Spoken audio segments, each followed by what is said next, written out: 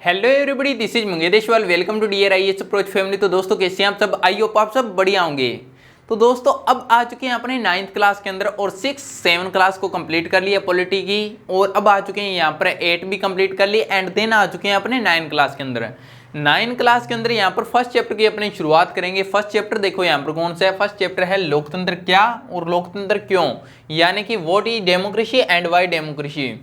तो सबसे पहले अपने को पता है कि इस चैप्टर को शुरू करने से पहले अपने क्या करते हैं, चैप्टर का नाम अच्छे से समझते हैं कि चैप्टर का नाम क्या है और चैप्टर के अंदर क्या समझाया जा रहा है, ये अपने अच्छे से देखते हैं। तो चैप्टर का नाम देखने के बाद में यहाँ पर ये जानेंगे कि इस चैप्टर के अंदर अपने क्या पढ़ने वाले हैं। ठीक है, तो मैं इसलिए ये दोबारा बता रहा हूँ क्योंकि ये अपने नई क्लास के अंदर एंटर हुए हैं ना। तो देखो यहाँ पर लोकतंत्र क्या, तो सबसे पहले वर्ड आता है लोकतंत्र। वैसे तो अपने लास्ट जो क्लास बीती है उनके अंदर आपने डिस्कस करते हुए आए हैं कि लोकतंत्र क्या, और आपने पहले भी इसका नाम सुना होगा, डेमोक्रेसी या लोकतंत्र वर्ड आपने अच्छे से सुना होगा। कोई बात नहीं, अगर आपको याद नहीं है तो यहाँ पर दोबारा बताया जाएगा, उसमें कोई टेंशन लेने की बात नहीं है। तो देखो यहाँ पर लोकतंत्र, दोस्तों यहाँ पर वर्ड को ध्यान से देखो कि लोकतंत्र, यहाँ पर लोकतंत्र लिखा हुआ है, जिससे ये वर्ड आ जाता है लोकतंत्र। तो लोकतंत्र का क्या मतलब होता है? लोक का अर्थ क्या होता है? जनता, यानी कि पीपुल। एंड तंत्र का क्या मतलब होता है? तंत्र का मतलब सिस्टम कह लो या शासन कह लो, एक ही बात है। यानी कि जहां पर लोगों का शासन होगा उसे क्या कह देंगे? लोकतंत्र, यानी कि जनता का शासन। ठीक है, जनता का शासन। अब आप कहोगे कि भाई जनता का शासन कैसे हो सकता है? तो जनता का शासन देखो, फॉर एग्जाम्पल, इसका एग्जाम्पल क्या हो सकता है? जैसे इंडिया। ठीक है, इंडिया हो सकता है, तो इंडिया इसका एग्जाम्पल है। इंडिया के अंदर आप देखती हो कि जनता का शासन कैसे है। जनता का शासन इस प्रकार से है कि जितने भी वोट होते हैं, वोट में आपके पापा मम्मी भाई बहन, आपने देखा होगा कि वो वोट डालने के लिए जाते हैं। तो वोट डालने पर क्या होता है? वोट डालने के बाद में आप देखते हो कि या तो सरपंच, गांवों में सरपंच बनता है, शहरों के अंदर पार्षद बनते हैं, फिर एमएलए बनते हैं, एमपी बनते हैं। तो ये चीज़ तो आप जानते हो ना कि एमएलए एमपी इनको बनाने के लिए हमें वोट डालना पड़ता है, यानी कि हमारा वोट कीमती है। ये तो बात तो आप समझ गए। आपने एक बार नोटिस की होगी कि जैसे एमपी एमएलए आते हैं, गांव के अंदर आते हैं, शहरों के अंदर आते हैं, घरों के अंदर पैरों में गिर जाते हैं, वो हमेशा वोट मांगने के लिए। तो अब आपको कीमत पता चल गई होगी कि वोट की कीमत क्या होती है। वोट की कीमत बहुत ज़्यादा होती है। तो आपके वोट के वजह से ही वो क्या करते हैं, एमएलए एमपी बनते हैं, और फिर आगे पीएम और सीएम भी इन अपने ही द्वारा चुने जाते हैं, यानी कि अपने प्रतिनिधियों के द्वारा चुने जाते हैं। ठीक है, तो अब यहाँ पर क्या हो गया, जो पीएम है, सीएम है, एमपी हो गया, एमएलए हो गया, वो जाकर क्या करते हैं, वो बनाते हैं सरकार। ये बात आप जानती हो, सरकार बनाते हैं। सरकार सबसे बड़ी होती है, सरकार ही पूरे देश को चलाती है। तो पूरे देश को सरकार चलाती है, बनाने वाला कौन? बनाने वाला जनता। तो बड़ा कौन हुआ, सरकार या जनता? तो जनता बड़ी हुई। तो मतलब क्या है, जनता का शासन। जनता का शासन हो गया ना, जनता जिसको चाहेगी उसको बनाएगी सरकार, तो जनता का शासन तो हो गया यहाँ पर, यानी कि जनता का शासन ही क्या कहलाता है? लोकतंत्र। तो अब आप यहाँ पर समझ गए होंगे कि इंडिया के अंदर लोकतंत्र है, इंडिया के अंदर सरकारें अपने हमारे द्वारा चुनी जाती है यहाँ पर। तो ये बात आपको क्लियर होगी कि लोकतंत्र क्या होता है। जहाँ पर जनता का शासन होता है वही लोकतंत्र है। तो अब लोकतंत्र के अंदर भी अब एक वर्ड आप सुनोगे कि सर पीएम और सीएम थोड़ी हम चुनते हैं, हम ही चुनते हैं। भाई कैसे चुनते हैं वो यहाँ पर देख लो कि लोकतंत्र के अंदर सबसे पहले अपने क्या करते हैं, अपने प्रतिनिधियों, अपने जैसे जनता होती है, ये मान लो जनता है, तो जनता ने एमपी को चुना यहाँ पर या एमएलए को चुना। ठीक है, एमपी और एमएलए क्या होते हैं, अगर ये आपने वीडियो नहीं देखी तो डिस्क्रिप्शन या ऊपर आई बटन में लिंक आ रहा होगा, वो उस पर जाओ और उस पर क्लिक करोगे तो आपको सारा क्लियर हो जाएगा। एमपी एमएलए और सीएम पीएम ये कैसे बनते हैं, सारा एक वीडियो के अंदर क्लियर हो जाएगा। ठीक है दोस्तों, तो देखो जनता होती है, हम वोट डालते हैं, पहले एमपी या एमएलए बनते हैं। ठीक है, तो जो एमपी होते हैं, एमपी मिलकर क्या करते हैं, ये अपने हेड को चुनते हैं, और इनका हेड क्या कहलाता है? पीएम, यानी कि प्रधानमंत्री। और जो एमएलए होते हैं ये अपने हेड को चुनते हैं। मान लो कि यहाँ पर एमपी 40 है, 40 में से सभी ने मिलकर एक व्यक्ति को हेड बना दिया, तो 39 व्यक्तियों ने मिलकर एक को हेड बना दिया, तो वो पीएम बन गया यहाँ पर एमपी। और यहाँ पर एमएलए है, एमएलए यहाँ पर 40 है, तो 40 में से 39 ने मिलकर किसी एक को हेड बना दिया, तो वो यहाँ पर सीएम बन गया, सिंपल। ठीक है दोस्तों, तो अब मतलब क्या हो गया, हमने इनको एमपी और एमएलए को चुना, तभी तो इन्होंने जाकर आगे पीएम और सीएम को चुना है ना, तभी तो ये पीएम और सीएम बने हैं। तो पीएम और सीएम भी हमारे द्वारा ही बने हैं, यानी कि हमारे द्वारा चुने हुए प्रतिनिधियों के द्वारा बने हैं। ठीक है, अब यहाँ पर आपने लोकतंत्र की परिभाषा बहुत ही डीप के अंदर बहुत ही क्लियर तरीके से समझ लिया है कि लोगों का शासन क्या कहलाता है, लोकतंत्र कहलाता है। अब लोकतंत्र क्या है ये तो क्लियर हो गया, लेकिन लोकतंत्र ही क्यों? लोकतंत्र के अलावा भी तो होता है ना, जैसे तानाशाह हो गया, तानाशाह के अलावा राजतंत्र हो गया, डिक्टेटरी हो गया या फिर मोनार्की हो गया, तो वो भी तो होता है। लेकिन लोकतंत्र बेस्ड क्यों है? लोकतंत्र बेस्ड इसलिए है क्योंकि इसमें जनता अपने अनुसार किसी के भी कार्य को कर सकती है, कोई भी अपने अनुसार डिसीजन ले सकती है, अपने निर्णय अंदर रख सकती है, सरकार कोई भी कानून बनाता है तो उसके अंदर भागीदार हो सकती है। यानी कि जनता अपने खुद डिसाइड करती है कि हमें कैसा शासन चाहिए, कौन से कानून चाहिए, कौन से नहीं चाहिए, तो जनता की भागीदारी होती है, जनता को अधिकार मिलता है इसमें, इसलिए ही यहाँ पर लोकतंत्र बेस्ड होता है। ये वर्ड के अंदर आपने ये तो अच्छे से जान लिया कि लोकतंत्र क्या और लोकतंत्र क्यों, इतना अच्छे से जान लिया। अब चैप्टर के अंदर आपको बहुत ही इंटरेस्टिंग तरीके से बताया जाएगा, बहुत ही इजीली तरीके से समझाएंगे ताकि आपको सारा चैप्टर इजीली समझ आ जाए। तो यहाँ पर देखो इंट्रोडक्शन, ये आपको क्लियर हो गया तो अब चैप्टर के अंदर समझने में कोई दिक्कत नहीं आएगी। बाकी अगर ना भी हुआ तो कोई बात नहीं, चैप्टर के अंदर आपको और थोड़े अच्छे तरीके से यहाँ पर बताएंगे। देखो यहाँ पर इंट्रोडक्शन के अंदर क्या होता है, इंट्रोडक्शन में हम ये जानते हैं कि पूरे चैप्टर के अंदर हम यहाँ पर क्या पढ़ने वाले हैं, इस चैप्टर के अंदर क्या क्या पढ़ेंगे। तो इस चैप्टर में हमें किन किन क्वेश्चनों के आंसर मिलेंगे वो देखो। लोकतंत्र क्या है, यानी कि लोकतंत्र क्या है, व्हाट इज द डेमोक्रेसी, तो इसके बारे में जानेंगे। इसकी विशेषताएं क्या होती है, फीचर्स ऑफ द डेमोक्रेसी, ये जानेंगे, यानी कि फीचर जानेंगे डेमोक्रेसी के। फिर सेकंड क्वेश्चन है लोकतांत्रिक और गैर लोकतांत्रिक सरकार में अंतर, कौन सी लोकतांत्रिक सरकार होती है और कौन सी गैर लोकतांत्रिक सरकार होती है, इसके अंदर हम अंतर करेंगे। फिर लोकतंत्र की परिभाषा यानी कि डेफिनेशन ऑफ डेमोक्रेसी, ये जानेंगे यहाँ पर। एंड देन जानेंगे लोकतंत्र लोकप्रिय क्यों है, लोकप्रिय होने का रीजन क्या है, एंड क्या यह शासन की सर्वोत्तम व्यवस्था है। तो ये सारे क्वेश्चनों का आंसर इस चैप्टर में से अपने को मिलेगा। आई होप आप ये इंट्रोडक्शन पार्ट आप समझ पाए होंगे। इसके अंदर हमने क्या समझा, पहले तो लोकतंत्र क्या है, फिर लोकतंत्र क्यों है, फिर इस चैप्टर में क्या पढ़ने वाले हैं ये जाना। ये फर्स्ट वीडियो है इसलिए मैं थोड़ा सा आज यहाँ पर ज़्यादा क्लियर करके समझा रहा हूँ, वैसे आगे भी समझाऊंगा, इसका मतलब ये नहीं है, पर कोई बात नहीं। यहाँ पर आप इसका स्क्रीनशॉट लीजिए, स्क्रीनशॉट लेने के बाद में दोस्तों यहाँ पर स्क्रीनशॉट ले लीजिए ताकि आप इनको याद करोगे तो कोई दिक्कत नहीं होगी, नोट्स बनाओगे तो भी तो इजीली बना सकते हो। एंड अब चलते हैं अपने नेक्स्ट पार्ट में।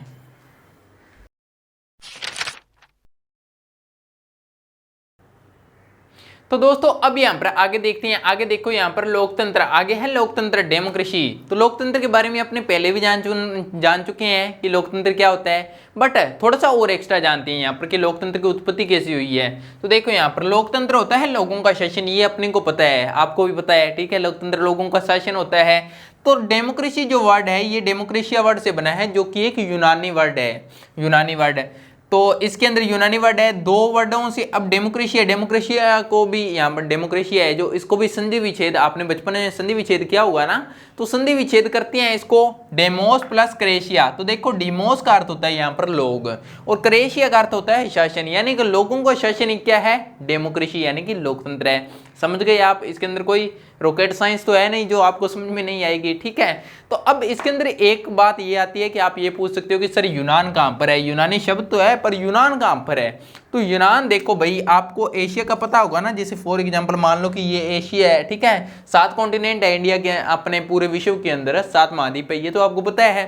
तो ये एशिया मान लो, एशिया के साथ में यहाँ पर क्या है, यहाँ पर यूरोप आ जाएगा, तो ये यूरोप है, ठीक है, तो यूरोप कॉन्टिनेंट है। अब यूरोप के अंदर तो कई कंट्रियां बन चुकी है, कई देश है यहाँ पर। तो पहले क्या होता था, पहले कई देश नहीं होते थे, पहले कुछ देश होते थे बट ऐसे डिवाइड था, जैसे यूरोप है ऐसे मान लो, तो इसके अंदर एक रोम होता था, एक यहाँ पर क्या होता था, एक यूनान होता था। रोम और यूनान ये पहले के टाइम में थे।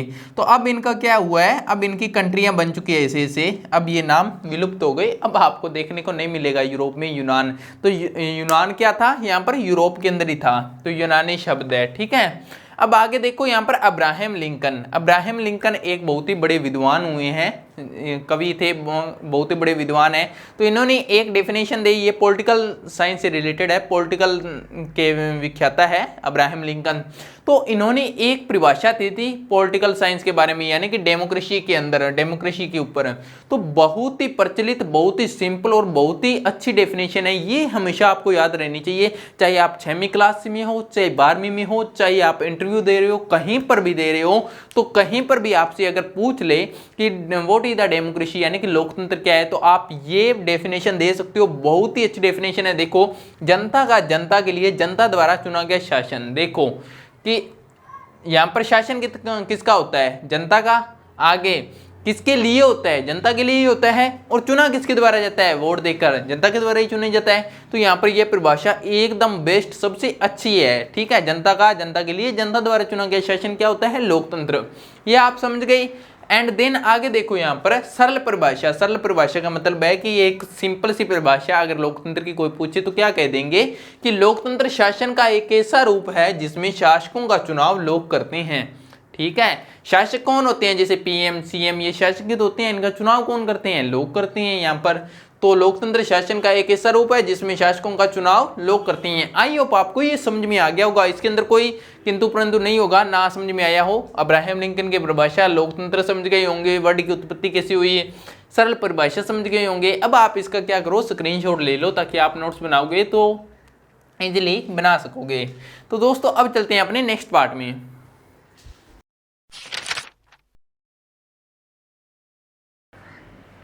हे एवरीबॉडी, कैसे हैं आप सब, आई होप आप सब बढ़िया होंगे। तो दोस्तों कल हमने इस चैप्टर को यहाँ पर एक डेफिनेशन पर छोड़ा था। डेफिनेशन ये थी कि लोकतंत्र, लोकतंत्र किसे कहते हैं, जिसमें जनता शासकों का चुनाव करती है, तो उसे क्या कहते हैं, लोकतंत्र कहते हैं। तो आगे आए देखेंगे हम लोकतंत्र की विशेषताएं, यानी कि फीचर्स ऑफ डेमोक्रेसी। तो क्या फीचर होते हैं यहाँ पर लोकतंत्र के, तो वो देखते हैं। लोकतंत्र की एक परिभाषा कल हमने ये देखी थी कि लोकतंत्र शासन का वह रूप है जिसमें जनता शासकों का चुनाव करती है। लेकिन ये डेफिनेशन आ जाने से मात्र ये पता चल जाएगा अभी कौन सी कंट्री यहाँ पर डेमोक्रेसी है या लोकतंत्र है, इससे तो नहीं पता चलेगा। कैसे नहीं चलेगा, ये देखो कि यहाँ पर जनता शासकों का चुनाव करती है, मात्र इतना नहीं लिखा हुआ है। तो जनता से शासक ऐसे भी हो सकते हैं कि जोर जबरदस्ती यहाँ पर चुनाव करवा लें, या फिर कोई ऐसा भी हो सकता है कि दबाव डालकर यहाँ पर चुनाव करवा ले। तो क्या उसे भी लोकतांत्रिक कहेंगे या नहीं कहेंगे, तो ये अपने इसका आंसर पाएंगे इस अपने टॉपिक के अंदर। ठीक है, तो यहाँ पर देखो इसमें अनेक सवाल खड़े हो जाते हैं इस डेफिनेशन के ऊपर। जैसे इस परिभाषा के अनुसार शासक कौन है, तो शासक कौन होगा इस डेफिनेशन के अनुसार, शासक की भी कोई डेफिनेशन होनी चाहिए ना। तो फिर आगे सेकंड, किस तरह के चुनाव को लोकतांत्रिक चुनाव कहेंगे, तो कौन सा चुनाव को लोकतांत्रिक कहेंगे वो भी देखेंगे। फिर कौन लोग शासकों का चुनाव करते हैं, वो चुनने वाले लोग कौन होंगे, क्या महिला होगी, पुरुष होगा, 18 साल से ऊपर होगा, नीचे होगा, कौन होगा, उसकी भी कोई यहाँ पर एक योग्यता होनी चाहिए ना। फिर आगे सरकार के किस स्वरूप को लोकतांत्रिक कहेंगे, तो कौन से स्वरूप को लोकतांत्रिक कहेंगे ये देखेंगे। एंड क्या सरकार का कुछ लक्ष्मण रेखाओं में बंधकर काम करना जरूरी है, लक्ष्मण रेखाओं का मतलब भी सीमाएं, क्या सरकार की कोई सीमाओं में बंधकर काम करना जरूरी है। अरे भाई सीमाएं नहीं होगी सरकार के ऊपर तो वो तो कुछ भी कर लेगी, यहाँ पर जो गरीब लोग हैं उनको तो दबा देगी, वो यहाँ पर लूट लेगी। तो यहाँ पर सीमाएं होनी आवश्यक है। तो इन सभी क्वेश्चन का आंसर पाएंगे अपने इस टॉपिक के अंदर। तो आगे देखते हैं अपने अब हम इसके लोकतंत्र की विशेषताएं। तो दोस्तों आगे यहाँ पर देखते हैं लोकतंत्र की विशेषताएं। तो लोकतंत्र की विशेषता देखो, फर्स्ट नंबर लोकतंत्र की विशेषता है कि लोकतंत्र में अंतिम निर्णय लेने की शक्ति लोगों द्वारा चुने हुए प्रतिनिधियों के पास में होनी चाहिए। अब भाई अंतिम निर्णय क्या होता है, ये एग्जाम्पल से समझाता हूँ। जैसे यहाँ पर मानना क्या है, ये आपके बुक्स में एग्जाम्पल दिया हुआ है कि मान लो ये पाकिस्तान कंट्री है, ठीक है, ऐसी है पाकिस्तान कंट्री।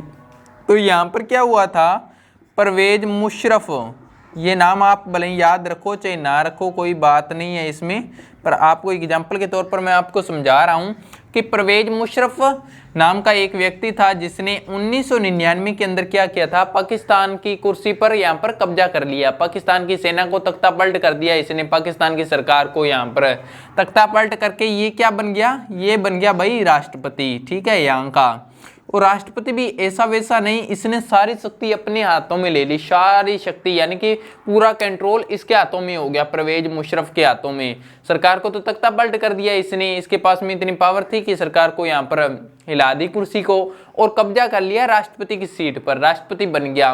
राष्ट्रपति बनने के बाद में इसने क्या किया, इसने संविधान को बदल दिया। इसने संविधान बदल दिया कि राष्ट्रपति के ऊपर कोई भी उंगली नहीं उठा सकता है, कोई आलोचना नहीं कर सकता है, कोई यहाँ पर कोई सरकार, कोई भी पत्र, मीडिया या कोई किसी भी प्रकार से इसके ऊपर आलोचना नहीं की जा सकती और इसकी शक्तियां कम नहीं की जा सकती। सारी की सारी शक्तियां इसने राष्ट्रपति अपने अंदर निहित कर ली, ठीक है। तो अब इससे नीचे जो होते हैं यहाँ पर मंत्रिपरिषद थी, यहाँ पर देखो यहाँ पर मंत्रिपरिषद, तो ये जो मंत्रिपरिषद है ये तो लोगों के द्वारा चुनी गई है। मंत्रिपरिषद का मतलब क्या होता है दोस्तों, मंत्रिपरिषद का मतलब होता है जिसमें एमएलए हो, एमपी हो, सीएम हो, तो ये सारे टोटल के टोटल तो यहाँ पर सीएम पीएम ये सारे के सारे तो लोगों के द्वारा चुनी गई हैं। तो लोगों के द्वारा चुनी गई हैं तो चुनाव तो यहाँ पर हुआ है, ठीक है।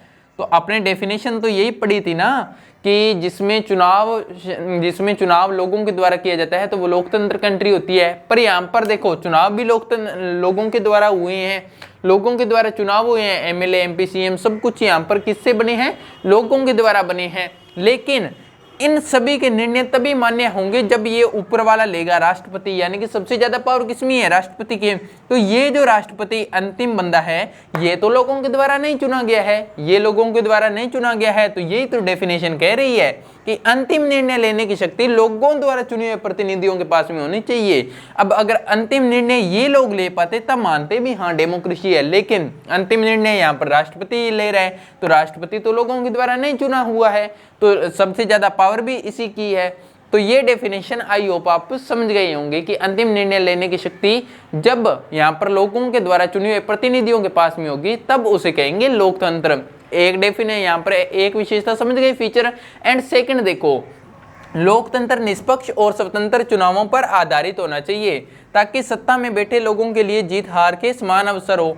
अब भाई यहाँ पर कोई चुनाव हो रही हैं वो निष्पक्ष नहीं हो रही हैं, किसी प्रकार से धोखेबाजी सी हो रही हैं, तो वो स्वतंत्र यहाँ पर वो कोई चुनाव थोड़ी होगा, उसको लोकतंत्र थोड़ी कहेंगे, ठीक है। तो जैसे यहाँ पर देखो चीन है, चीन की जो संसद होती है, यहाँ पर चीन की संसद है तो पूरे चीन से यहाँ पर 3000 मेंबर आते हैं, ठीक है। तो 3000 मेंबर आते हैं चुनाव के लिए। तो पहले इसके अंदर क्या करना पड़ता है, चीनी कम्युनिस्ट पार्टी है चीन के अंदर, चीनी कम्युनिस्ट पार्टी है, तो उनसे परमिशन लेनी पड़ती है, मंजूरी लेनी पड़ती है, तब वो यहाँ पर चुनाव लड़ पाएंगे। अब आप सोच कर देखिए, चीनी जो कम्युनिस्ट पार्टी है उसकी मर्जी है, वो किसी को मंजूरी दे भी सकती है, नहीं भी दे सकती है, तो वो उसकी इच्छा पर डिपेंड करता है। जिसको मंजूरी मिल गई वो चुनाव लड़ लेगा, जिसको मंजूरी नहीं मिली तो वो चुनाव नहीं लड़ेगा। तो ये तो एक स्वतंत्र निष्पक्ष चुनाव नहीं हुआ ना, इसके अंदर तो धोखेबाजी शरेआम ही दिख रही है कि वो अपने सगे संबंधियों और जो भी अपने यहाँ पर जानकार होंगे उनको यहाँ पर मंजूरी देगा, जो दुश्मन होगा उनको मंजूरी नहीं देगा। तो इस प्रकार स्वतंत्र चुनाव तो ये हुए ही नहीं। इस प्रकार सेकंड विशेषता यहाँ पर ये आ जाती है कि दूसरी विशेषता ये है कि जिसके अंदर लोकतंत्र के अंदर यहाँ पर निष्पक्ष और स्वतंत्र चुनाव होंगे तो वो ही एक लोकतंत्र कंट्री होगी। ये सेकंड भी समझ गए होंगे। एंड थर्ड देखो, यहाँ पर लोकतंत्र में हर वयस्क नागरिक का एक वोट होना चाहिए और हर वोट का एक समान वैल्यू होनी चाहिए। तो देखो दोस्तों, यहाँ पर लोकतंत्र है, लोकतंत्र के अंदर हर एक व्यक्ति का वोट होना चाहिए। अब ऐसा ना हो कि यहाँ पर आपके पापा का वोट है और आपका भी वोट है, दोनों का वोट है, लेकिन आपके वोट की वैल्यू इसलिए कम है कि आपकी उम्र कम है और आपके पापा की वोट की वैल्यू इसलिए ज़्यादा है कि आपके पापा की उम्र ज़्यादा है। तो ऐसा नहीं होना चाहिए। अगर आपका वोट है और आपके पापा का वोट है तो वैल्यू दोनों की समान होगी यहाँ पर, ठीक है। तो यहाँ पर देखो सऊदी अरब के अंदर क्या था, पहले 2015 से पहले औरतों के पास में वोट का अधिकार ही नहीं था, वोट का अधिकार नहीं था। तो ये कोई यहाँ पर लोकतांत्रिक कंट्री थोड़ी हुई। तो वोट का अधिकार तो औरतों के पास, बच्चों के पास, बड़ों के पास, सभी के पास में होना चाहिए ना। एक निर्धारित उम्र सेट कर दे भी उससे ऊपर है तो सभी के पास में वोट का अधिकार होना चाहिए, क्योंकि प्रत्येक इंसान यहाँ पर जीवन जी रहा है तो वो अपने डिसीजन, अपने निर्णय लेने के अंदर कैपेबल है, इसलिए तो वो यहाँ पर लोकतंत्र के अंदर अपनी भूमिका निभा पाएगा। तो यहाँ पर देखो सऊदी अरब, आप समझ गए कि 2015 से यहाँ पर औरतों को वोट लेने का अधिकार नहीं था। फिर फिजी एक देश है, कंट्री है, छोटी सी कंट्री है। यहाँ पर देखिए दोस्तों कि फिजी के मूल व्यक्ति है जो यहाँ पर फिजी के अंदर ही जन्म लिया है जिसने, तो फिजी के व्यक्तियों का वोट की वैल्यू क्या होगी, ज्यादा होगी। लेकिन जो व्यक्ति भारत से फिजी के अंदर रहते हैं जाकर वहां पर, उनके वोट की वैल्यू क्या होती है, कम होती है। तो ये एक स्वतंत्र निष्पक्ष चुनाव नहीं हो सकता दोस्तों। यहाँ पर हर एक की वोट की समान वैल्यू होगी, तभी वो एक यहाँ पर लोकतांत्रिक कंट्री कहलाएगा। आई होप ये तीसरी आपने विशेषता भी समझ ली होगी। एंड 4 नंबर, एक लोकतांत्रिक सरकार संवैधानिक कानूनों और नागरिक अधिकारों द्वारा खींची लक्ष्मण रेखाओं के भीतर ही काम करती है।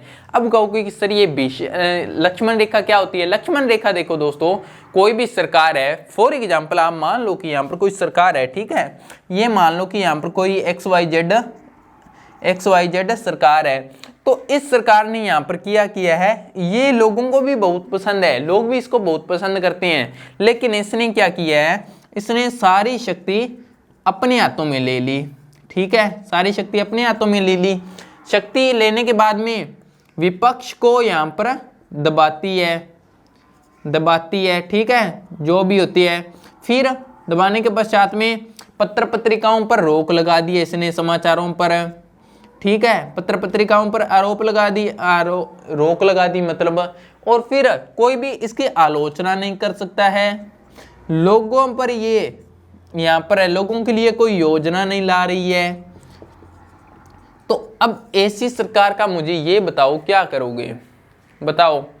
मान लो कि कोई ऐसी सरकार है जिसके अंदर है, भले ही आप उसको बहुत ज्यादा पसंद करते हो, लोकप्रिय है वो सरकार, लेकिन वो सरकार क्या कर रही है, अपने जो विपक्ष है उनको दबा रही है, तरह तरह के हथकंडे अपना रही है, आलोचना वो अपने किसी को करने नहीं देती है, जनहित के अंदर कोई योजना नहीं ला रही है। मान लो ऐसे काम कर रही है जो लोगों को नापसंद हो और लोग भी उसके ऊपर कोई आलोचना नहीं कर सकते, तो अब ऐसी सरकार का क्या करोगे दोस्तों। तो इसलिए सरकार पर भी एक अंकुश होना चाहिए, सरकार की भी एक यहाँ पर सीमा तय होनी चाहिए कि इससे आगे वो यहाँ पर निर्णय नहीं ले सकती, इससे आगे, ठीक है। तो यही यहाँ पर कह रहा है कि एक लोकतांत्रिक सरकार संवैधानिक कानूनों और नागरिक अधिकारों द्वारा खींची लक्ष्मण रेखाओं के भीतर ही काम करेगी। अब मान लो कोई गलत काम कर रही है, तो यहाँ पर नागरिकों को अधिकार होना चाहिए कि उसकी आलोचना कर सके, विपक्ष उसकी आलोचना कर सके, विपक्ष उसके सही गलत निर्णय को जनता के सामने रख सके। तो ये सारे यहाँ पर एक सीमा तय होती है कि इस सीमा के भीतर यहाँ पर सरकार काम करे। तो दोस्तों आई होप ये 4 भी यहाँ पर विशेषता समझ गई होंगे। एक बार क्विक यहाँ पर छोटा सा रिवीजन दोबारा देखते हैं। लोकतंत्र की विशेषता, फीचर ऑफ लोकतंत्र की अपनी विशेषताएं देखी, ठीक है। लोकतंत्र की विशेषता के अंदर सबसे पहले अपने क्या देखा था, ये कि अंतिम निर्णय लेने की शक्ति किसके पास में होनी चाहिए, जनता के द्वारा प्रतिनिधियों के पास में, ठीक है। सेकंड के अंदर हमने क्या देखा कि स्वतंत्र और निष्पक्ष चुनाव होना चाहिए। एंड थर्ड अपने क्या देखा कि प्रत्येक के वोट की वैल्यू समान होनी चाहिए, चाहे वो महिला है, पुरुष है, छोटा है, बड़ा है, सभी प्रत्येक की वोट की वैल्यू समान होनी चाहिए। एंड लास्ट में देखा कि अपने सरकार की एक निर्धारित सीमा होनी चाहिए जिससे आगे वो यहाँ पर निर्णय ना ले सके, ठीक है। निर्धारित सीमा होनी चाहिए जिसके भीतर ही वो काम करेगी। आई होप आप ये 4 आप यहाँ पर विशेषताएं समझ पाए होंगे। इस चैप्टर के अंदर 4 विशेषताएं हैं, तो ये आपको याद करनी है, बहुत ही इंपॉर्टेंट है, ठीक है दोस्तों। इसके अंदर समझना है और कुछ जरूरी नहीं है कि जैसा मैंने लिखा है वैसा ही लिखना है। मेन आपने क्या लिखना है पॉइंटों के अंदर, जैसे मैंने आपको समझाया है कि अंतिम निर्णय लेने की शक्ति प्रतिनिधियों द्वारा चुने हुए शासकों के पास में होनी चाहिए, कैसे भी लिख दीजिए, ठीक है। मेन पॉइंट आना चाहिए उसके अंदर। इसके अंदर क्या है, अंतिम निर्णय लेने की शक्ति प्रतिनिधियों के पास में होनी चाहिए, ठीक है, ये मेन पॉइंट है। कोई जरूरी थोड़ी है कि आप ऐसा ही लिखोगे, जैसा आपके मन में आता है वैसा लिखो ना। इसके अंदर यार मेन पॉइंट छांट लो भी, मेन पॉइंट कौन सा है, तो मेन पॉइंट अंदर आना चाहिए, इंक्लूड कर दो, और बाकी आप अपनी मर्जी से लिखो। तो मेरा काम था यहाँ पर समझाने का और मैंने समझाया। एंड अब अपने चलेंगे नेक्स्ट में, पहले आप इसका स्क्रीनशॉट ले लीजिए दोस्तों। स्क्रीनशॉट लेने के बाद में दोस्तों ये विशेषता इंपॉर्टेंट है, ये याद करनी है, एग्जाम में आपके आ सकती है। तो अब चलते हैं अपने नेक्स्ट पॉइंट में।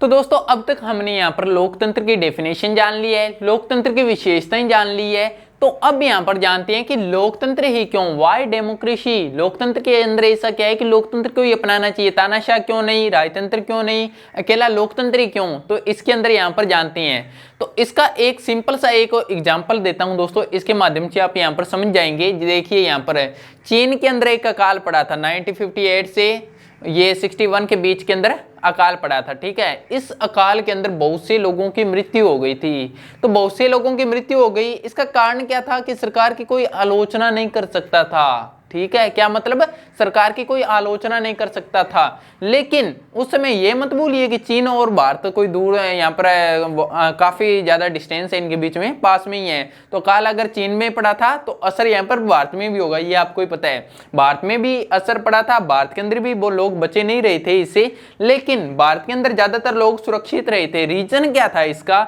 रीजन सिर्फ एक ही था कि सरकार ने लोगों की सहायता की थी यहाँ पर। ठीक है, सहायता क्यों की भाई? यहाँ की सरकार क्या इतनी निंदनीय है कि यहाँ पर इनके लोगों की सहायता नहीं की और भारत की सरकार ने लोगों की सहायता कर दी? ऐसा क्यों?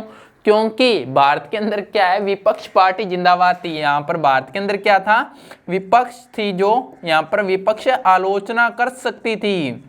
ठीक है, विपक्ष क्या थे, आलोचना कर सकती थी सरकार की। और अगर विपक्ष सरकार की आलोचना करेगी यहाँ पर तो अगली बार सरकार बनेगी नहीं। क्यों? क्योंकि आलोचना, विपक्ष पार्टी है जो आलोचना करेगी और आलोचना करने पर जनता को पता चल जाएगा कि हमारी सरकार अच्छी नहीं है, तो अगली बार वो जीत नहीं पाएगी। जीत नहीं पाएगी तो सरकार कैसे बनेगी? तो इसलिए आलोचना से बचने के लिए सरकार ने क्या किया था, लोगों की सहायता की थी। लोगों की सहायता इसलिए की ताकि वो अगली बार अपनी सरकार को बना पाए। अगर ये सहायता नहीं करती तो अगली बार इनकी सरकार नहीं बननी थी यहाँ पर। ठीक है, लेकिन चीन के अंदर क्या था, चीन के अंदर यहाँ पर आलोचना करने का किसी को अधिकार नहीं था, विपक्ष पार्टी को भी नहीं। तो जब आलोचना ही नहीं हुई, इस पार्टी को कोई यहाँ पर कोई खतरा ही नहीं था, खतरा ही नहीं था, तो इसने लोगों की सहायता नहीं की। और लोगों की सहायता नहीं की तो ज्यादातर लोगों की मृत्यु हो गई, जबकि भारत के अंदर लोगों की सहायता हुई तो जानें बच गई यहाँ पर। ठीक है दोस्तों, आप इसे अंदाजा लगा सकते हो यहाँ पर कि यहाँ पर लोकतंत्र ही था, लेकिन फिर भी यहाँ पर क्या हुआ, ये सब पार्टी को यहाँ पर स्वतंत्रता नहीं दी गई। तो लोकतंत्र, अब तो आप अच्छे से जान चुके होंगे कि लोकतंत्र भी कई प्रकार के होते हैं। यहाँ पर लोकतंत्र आप एक अच्छा लोकतंत्र नहीं मानोगे, लेकिन यहाँ पर भारत के अंदर यहाँ पर क्या देखोगे कि एक अच्छा लोकतंत्र देखने को मिलेगा। ठीक है, अच्छा का मतलब क्या है कि विपक्ष पार्टी यहाँ पर इसका विरोध कर सकती है, लेकिन यहाँ पर विरोध नहीं कर सकती। आपने ये चीन के अंदर एक वो पढ़ा था ना, जैसे विशेषताओं के अंदर क्या पढ़ा था कि यहाँ पर 3,000 लोग जो पूरे चीन से आते हैं, चीनी कम्युनिस्ट पार्टी की सहमति होती है, तो इसके अंदर वो अगर मंजूरी मिलती है तो देन इसके अंदर ये पार्टिसिपेट कर पाते हैं, नहीं तो ये चुनाव नहीं लड़ पाएंगे। लेकिन भारत के अंदर ऐसा कोई नहीं है, अगर मैं चाहूँ तो मैं भी चुनाव लड़ सकता हूँ। तो इसलिए आप समझ गए होंगे कि लोकतंत्र सर्वश्रेष्ठ है। सर्वश्रेष्ठ का मतलब है उत्तम है, तानाशाह से, यहाँ पर राजतंत्र से। अगर दोस्तों तानाशाह, आप कहोगे कि तानाशाह बेस्ट है सर, तानाशाह भाई कैसे बेस्ट है? आज तक कोई तानाशाह बेस्ट हुआ है?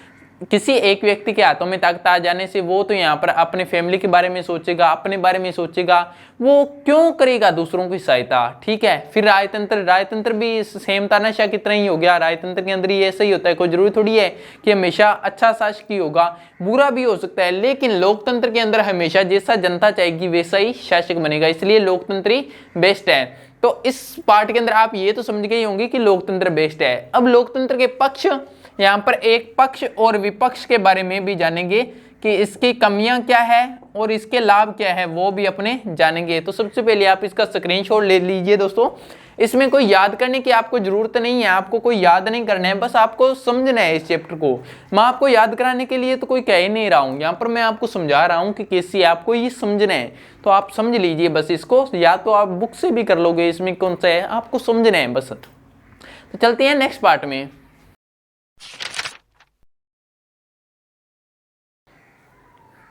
तो दोस्तों आगे इस पार्ट में यहाँ पर देखते हैं कि लोकतंत्र का पक्ष, यानी कि लोकतंत्र बेस्ट क्यों है, इसके पक्ष के बारे में देखते हैं। और अगले पार्ट में हम इसकी हानियों के बारे में देखेंगे, विपक्ष के बारे में देखेंगे। तो पक्ष देखो दोस्तों, इसके अंदर सबसे पहले क्या है, लोकतांत्रिक शासन पद्धति दूसरों से बेहतर इसलिए है क्योंकि यह शासन का अधिक जवाबदेही वाला स्वरूप है। अधिक जवाबदेही का क्या मतलब होता है, जैसे कि मान लो कोई सरकार बन गई, इसका मतलब ये नहीं कि वो सरकार बन गई तो कुछ भी करेगी, कुछ भी करती है तो उसको यहाँ पर जवाब देना पड़ता है। मान लो कि कोई परियोजना ला रही है तो यहाँ पर विपक्ष पूछेगा तो उसको जवाब देना पड़ेगा। अगर कोई जनता सवाल मांगेगी तो जनता का सवाल का आंसर देना पड़ेगा यहाँ पर, और जनता जैसा चाहती है वो वैसा ही करेगी। ऐसा नहीं है कि वो जनता की सुनेगी नहीं, तो जनता की उसको सुनना पड़ेगा, यानी कि जवाब अगर मांगती है तो जवाब देना पड़ेगा। यहाँ पर अपनी मनमानी नहीं कर सकती, इसलिए लोकतंत्र बेस्ट है। फिर सेकंड देखो, लोकतंत्र मतभेदों और टकरावों को संभालने का तरीका उपलब्ध करवाता है, यानी कि मतभेद और टकराव कैसे रुकते हैं लोकतंत्र अपनाने से, वो इस प्रकार से देखो। पहली बात तो लोकतंत्र के अंदर होता कौन है, जनता। जनता के द्वारा चुने हुए प्रतिनिधि होते हैं, ठीक है, यानी कि जनता जैसा चाहती है वैसा ही प्रतिनिधि भी चाहती हैं। सीधी सी बात है कि जनता के प्रतिनिधि है तो जनता की बात ही करेंगे ना वो वहां पर जाकर।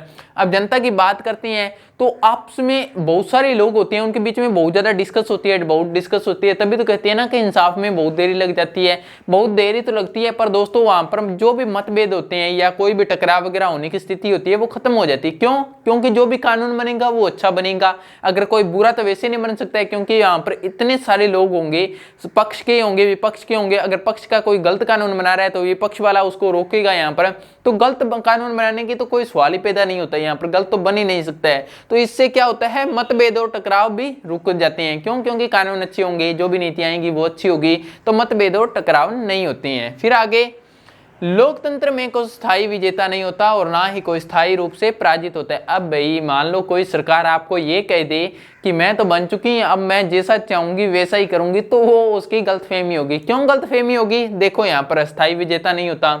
कोई भी सरकार बन गई, मान लो कि आपका दोस्त है, आपके दोस्त का पापा यहाँ पर कोई यहाँ पर पीएम बन गया और वो कहेगा कि अब मेरी चलेगी, अब देखना तेरे को कैसे नीचे गिराता हूँ, तेरे को नीचे, तेरी कैसी बेइज्जती करता हूँ, तो नहीं कर पाएगा। क्यों नहीं कर पाएगा? उसको ये याद कराओ कि 5 साल, ठीक है, 5 साल बाद में हमने वोट देना है तेरे को, 5 साल बाद में नीचे गिर देंगे तेरे को, तो 5 साल बाद में दोबारा सरकार नहीं बना पाएगा। तो इस वजह से यहाँ पर क्या होता है, ना ही कोई स्थायी विजेता होता है वो हमेशा के लिए, और ना ही स्थायी रूप से पराजित होता है। अब मान लो कि एक बार जीत गया तो दूसरी बार अगर अच्छा काम किया तो जीत जाएगा, नहीं तो हार जाएगा, सीधा सिंपल सा। यानी कि सीधी सी बात है कि कोई ना ही तो स्थायी रूप से विजेता है और ना ही स्थायी रूप से कोई पराजित होता है। अच्छे काम करेगा तो जीतता रहेगा, नहीं तो नीचे हार जाएगा। एंड देन लोकतंत्र नागरिकों को समान बढ़ाता है। लोकतंत्र नागरिकों का समान भाई कैसे बढ़ाता है? अब मान लो कि लोकतंत्र के अंदर यहाँ पर आपको ये पता है कि लोकतंत्र के हर व्यक्ति की वैल्यू समान है, हर की वोट की वैल्यू समान है। अब वो चाहे आपका बेटा डाले, चाहे आप डालो, चाहे आपकी बहन डाले, वोट की वैल्यू समान है। अगर आपकी बहन नहीं डालेगी 1 वोट तो 1 वोट कम होगा, अगर आपका पापा नहीं वोट डालेगा तो आपके पापा का 1 वोट कम होगा। यानी कि ऐसा तो नहीं है ना कि आपके पापा वोट नहीं डालेंगे तो 2 वोट सीधे कम हो जाएगा। यानी कि वैल्यू तो सभी की समान है, चाहे फिर वो चाहे अमीर पढ़ा लिखा डाले या फिर बिना पढ़ा लिखा डाले, तो वैल्यू सभी की समान है यहाँ पर। अब चाहे गरीब है चाहे अनपढ़ है, वैल्यू सबकी समान है। अमीर है चाहे पढ़ा लिखा है, वैल्यू सबकी समान है। यानी कि जो अमीर और अनपढ़ को यहाँ पर गरीब और अनपढ़ को जो समान मिलेगा वही अमीर को मिलेगा, जो अमीर को समान मिलेगा वही गरीब को मिलेगा। ऐसा नहीं है कि उनके साथ में कोई डिस्क्रिमिनेशन होगा, भेदभाव होगा, वो ऐसा कुछ नहीं होगा। होता है, ऐसी बात नहीं है, होता है, बट वो कम स्तर पर होता है। जैसे मान लो कि तानाशाही या कोई राजतंत्र के अंदर होता तो उससे कम कंपेयर में होता है, बट ऐसा बिल्कुल भी नहीं है कि बिल्कुल ही नहीं होता। ये किताबों के अंदर अच्छा लगता है, लेकिन व्यवहारिक तौर पर हमें पता है कि डिस्क्रिमिनेशन भेदभाव होता है, पर कम होता है दोस्तों। अगर तानाशाही या राजतंत्र होता तो उसके अंदर तो बहुत ज्यादा होता। फिर यहाँ पर फिर आगे देखो, ए नंबर, लोकतांत्रिक व्यवस्था में हमें अपनी गलती ठीक करने का अवसर मिलता है। हम तो वही गलती करते ही नहीं है। क्यों नहीं करते हैं भाई? करते हैं। देखिए जैसे यहाँ पर सरकार आपके द्वारा सरकार चुनी गई है, तो आपके द्वारा सरकार चुनी गई है तो वो आपकी गलती मानी जाएगी ना यहाँ पर, और किसकी गलती होगी? अब मान लो कि आपके द्वारा सरकार चुनी गई है, उसने कोई गलत काम कर दिया यहाँ पर, तो उसको ठीक करने का मौका मिलेगा यहाँ पर। देखो, चाहे तो शासक समूह अपनी गलती सुधार ले, या तो यहाँ पर गलती सुधार ले। अगर गलती नहीं सुधारी, आपके द्वारा सरकार बनी हुई है उसने, तो यहाँ पर क्या होगा, शासक समूह को ही बदल दिया जाएगा, यानी कि जो शासक है उसको हटा दिया जाएगा, अगली बार वोट ही नहीं मिलेगा उसको। सीधी सी बात है। यानी कि एक चांस सबको मिलता है यहाँ पर। अगर कोई गलती करता है, कोई भी सरकार गलती करती है, तो या तो वो उसको सुधार ले, नहीं तो फिर अगली बार उसको ही हटा दिया जाएगा। ठीक है, तो आई होप आप ये समझ गए होंगे कि पक्ष इसके बेहतरीन, यानी कि लोकतंत्र को जो बेटर बनाते हैं, ऐसे यहाँ पर तरीके मैंने आपको यहाँ पर बताए हैं। आई होप आपको ये समझ में आया होगा। एंड सबसे पहले आप इसका स्क्रीनशॉट ले लीजिए दोस्तों, स्क्रीनशॉट, क्योंकि ये आपके काम की चीज है और ये आपको याद रखनी है यहाँ पर, चाहे तो आप नोट डाउन कर लेना। एंड अब चलते हैं अपने इसके विपक्ष की ओर, विपक्ष देखते हैं।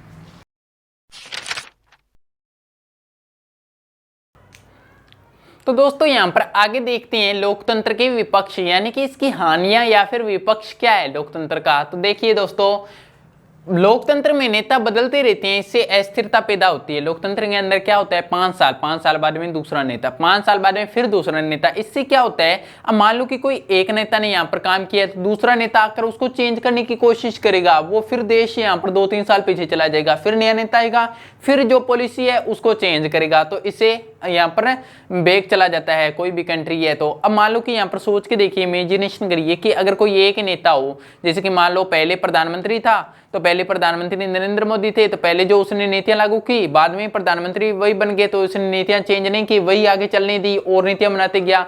अब मान लो यहाँ पर 2024 के अंदर दोबारा चुनाव होते हैं, तो उसके बाद में अगर प्रधानमंत्री फिर बन जाते हैं तो फिर वो पॉलिसी आगे ऐसी चलती रहेगी, ठीक है। फॉर एग्जाम्पल सोच के देखो, 2024 में अगर कोई और यहाँ पर नेता आ जाता है, तो और नेता आने से वो उसकी पॉलिसी तो चेंज कर देगा, अपनी बनाएगा, तो वो कंट्री फिर यहाँ पर 2-3 साल बैक चली जाएगी। तो इससे क्या होता है, अस्थिरता पैदा होती है, ठीक है, कंट्री के अंदर। फिर नेक्स्ट, लोकतंत्र का मतलब सिर्फ राजनीतिक लड़ाई और सत्ता का खेल है, या नैतिकता की कोई जगह नहीं होती। ये बात आप भी अच्छी तरह से वाकिफ हैं इस बात से कि लोकतंत्र के अंदर राजनीतिक लड़ाई होती है, एक नेता दूसरे से झगड़ता रहता है, दूसरा उससे झगड़ता रहता है, यही अपने देखते हैं, ठीक है। तो इसमें क्या होता है, नैतिकता यानी कि मानवता या नैतिकता, ऐसे वर्ड तो इसमें शोभा ही नहीं देते हैं। फिर आगे नेक्स्ट देखो, लोकतांत्रिक व्यवस्था में इतने सारे लोगों से बहस और चर्चा करनी पड़ती है कि हर फैसले में देरी होती है। तो लोकतंत्र के अंदर यहाँ पर इतनी व्यवस्था होती है कि इतने सारे लोग होते हैं, आपको पता है कि यहाँ पर लोकसभा के अंदर 545 लोग बैठते हैं, तो इतनी सारी यहाँ पर डिस्कस होगी, दोनों के अंदर डिस्कस होती है। तो अब इतने लोग होते हैं, इतने लोगों के अंदर यहाँ पर डिस्कस होगी, तो वो फैसला बनने में सालों लग जाते हैं, ठीक है। तो अब इतने सालों लग गया, तो अब यहाँ पर उस फैसले का क्या फायदा, वो पता नहीं कब पॉलिसी बनेगी, कब लागू होगी, इतने लोगों के बीच में बहस होगी, वो इधर बीच के अंदर लड़ाइयाँ होती रहेगी। तो इससे क्या होता है, फैसले में देरी होती है, तो इसे कहते हैं ना इंसाफ में देरी। फिर आगे, लोकतंत्र में चुनावी लड़ाई महत्वपूर्ण और खर्चीली होती है, इससे भ्रष्टाचार पैदा होता है। तो लोकतंत्र है, अब लोकतंत्र के अंदर कोई भी चुनाव होंगे, चुनाव में दोस्तों इतना पैसा खर्च होता है, हर साल 5 साल के बाद में कितना पैसा खर्च होता है, आपको शायद अंदाजा भी नहीं होगा। जैसे यहाँ पर कोई स्कूल को खाली करवाएंगे, स्कूल के बाद में यहाँ पर रुपया बांटेंगे, पता नहीं कितना रुपया खर्च होता है हर चुनाव के अंदर, कितना पैसा यहाँ पर, कितनी सिक्योरिटी रखी जाती है, कितना पैसा खर्च होता है। तो वो यहाँ पर ये भी एक चुनाव प्रणाली भी खर्चीली है इसकी। फिर आगे, सामान्य लोगों को पता ही नहीं होता है कि उनके लिए क्या चीज़ अच्छी है और क्या चीज़ बुरी, इसलिए उन्हें किसी चीज़ का फैसला ही नहीं करना चाहिए। तो देखिए दोस्तों, यहाँ पर चुनाव प्रणाली के अंदर इतने सारे यहाँ पर नेता, पॉलिटिशियन जाते हैं यहाँ पर, तो ज़्यादातर नेता आप देखते हो कि वो पढ़े लिखे कम होते हैं। पढ़े लिखे होते हैं, मैं ऐसा नहीं कहता हूँ कि नहीं होते हैं, पढ़े लिखे होते हैं, जैसे कि 10-12 या कोई BA किए होते हैं। तो कुछ लोग ऐसे भी होते हैं जो यहाँ पर कोई डिग्री धारण भी होते हैं, बट ज़्यादातर लोग ऐसे होते हैं जो 10वीं 12वीं या BA पास होते हैं, इतने, ठीक है। उनका स्टडी के अंदर इंटरेस्ट बहुत ही कम देखने को मिलता है, वो पॉलिटिशियन के अंदर जाते हैं। तो अब वो लोग जो पढ़े लिखे नहीं है, तो वो आम जनता के लिए कैसे कानून बनाएंगे, किस तरह से वो कानून बनाएंगे, तो ये भी एक सोचने वाली बात है। तो जैसा उनका माइंडसेट होगा वो वैसे कानून बनाएंगे। तो इसलिए भी यहाँ पर भी थोड़ा विचार करने वाली बात है कि वो आप पढ़े लिखे नहीं हैं, कम पढ़े लिखे हैं, कम एजुकेटेड हैं, तो वो दूसरों के लिए पॉलिसी बनाते हैं। तो यहाँ पर भी एक सोचने वाली बात है। मैं ऐसा नहीं कहता हूँ कि सभी नहीं पढ़े लिखे होते हैं, बहुत से पढ़े लिखे भी होते हैं, बट ज़्यादातर देखने को मिलता है कि यहाँ पर कम पढ़े लिखे होते हैं, ठीक है दोस्तों। तो ये हो गया विपक्ष। यहाँ पर विपक्ष के अंदर अपने क्या देख लिया, खर्चीली होती है एक चुनाव प्रणाली, फिर नेता बदलते रहते हैं, अस्थिरता पैदा होती है, फिर यहाँ पर लड़ाई देखती हैं अपने इसके अंदर, इतने लोग होते हैं कि इनके अंदर बहस चलती रहती है। तो ये हो गया इसका विपक्ष पार्ट। आई होप आपको ये समझ में आया होगा और आप इसका स्क्रीनशॉट लीजिए दोस्तों। ये दोनों यहाँ पर पक्ष और विपक्ष दोनों इंपॉर्टेंट है यहाँ पर, और इसकी विशेषताएं इस चैप्टर के अंदर 2-3 चीजें इंपॉर्टेंट है। पहला, लोकतंत्र क्या होता है, फिर लोकतंत्र क्यों इंपॉर्टेंट है, क्यों पूछेगा तो वहां पर आप पक्ष और विपक्ष रख दीजिए वहां पर, ठीक है। और यहाँ पर लोकतंत्र की विशेषताएं 2-3 चीजें ही हैं जो आपको इस चैप्टर में याद रखनी है। तो आपका ये पॉइंट हुआ कंप्लीट। अब चलते हैं नेक्स्ट पॉइंट पर।